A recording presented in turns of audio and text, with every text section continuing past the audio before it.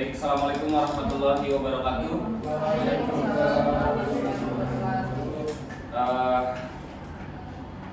Yang saya hormati Pak Abdul Rashid selaku dosen pengampu dari mata kuliah pengembangan kurikulum dan pembelajaran.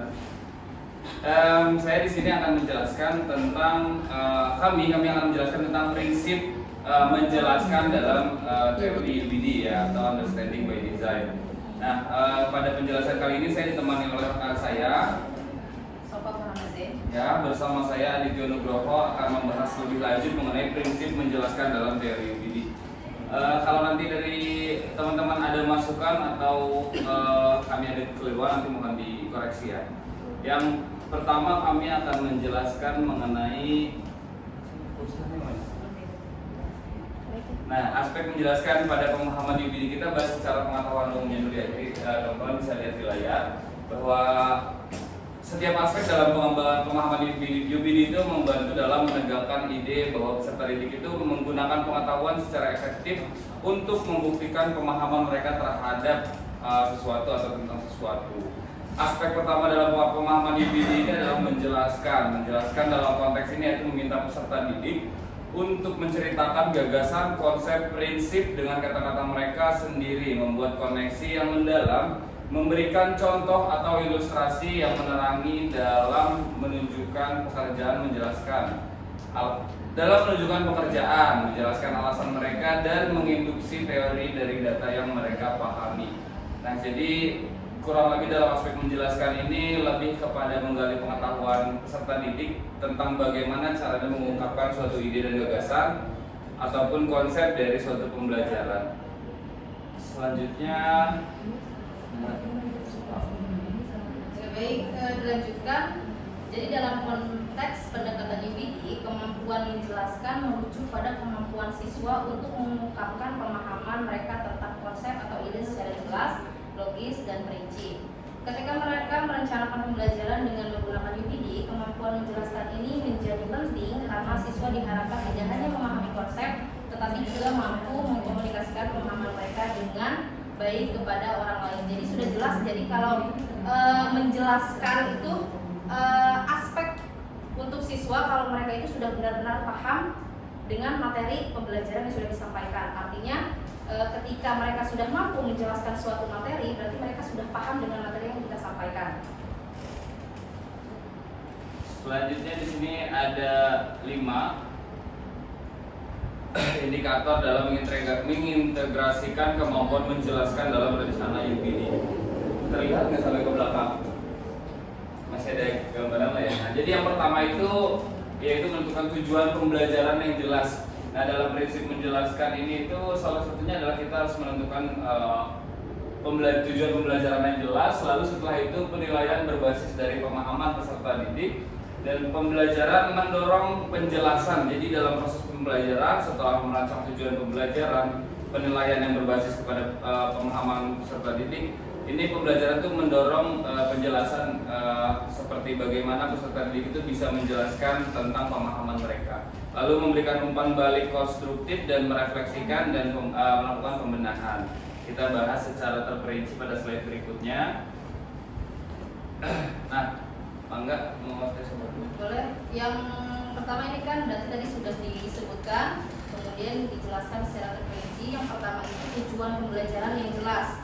Dalam tahap perencanaan UBD, tentukan tujuan pembelajaran yang mencakup kemampuan menjelaskan. Misalnya tujuan pembelajaran bisa dirumuskan sebagai siswa akan dapat menjelaskan prinsip-prinsip dasar fisika dalam gerak melalui presentasi lisan. Jadi sebelum kita masuk ke dalam materi, berarti kan kita butuh yang namanya tujuan pembelajaran, yang mana di dalam tujuan tersebut itu harus ada konteks kalau siswa itu bisa menjelaskan sebuah materi. Misalkan kalau dalam bahasa Indonesia, siswa dapat menjelaskan unsur-unsur atau dapat menjelaskan teks dalam menjelaskan unsur-unsur dalam pembuatan teks eksposisi. Nah, itu berarti kan dalam tujuannya sudah dijelaskan kalau siswa ini harus menjelaskan konteks yang disampaikan oleh pengajar.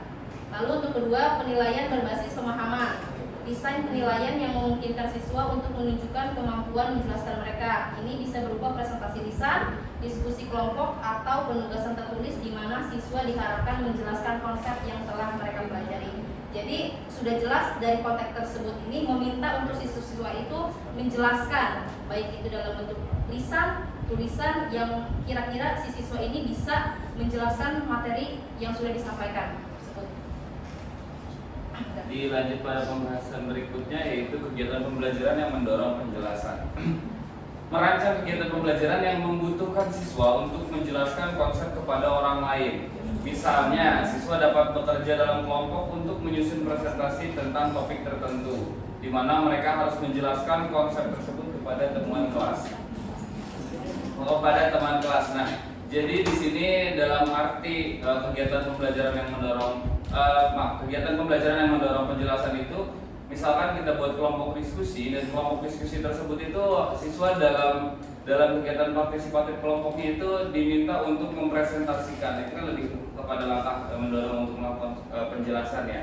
Selanjutnya, memberikan umpan balik konstruktif.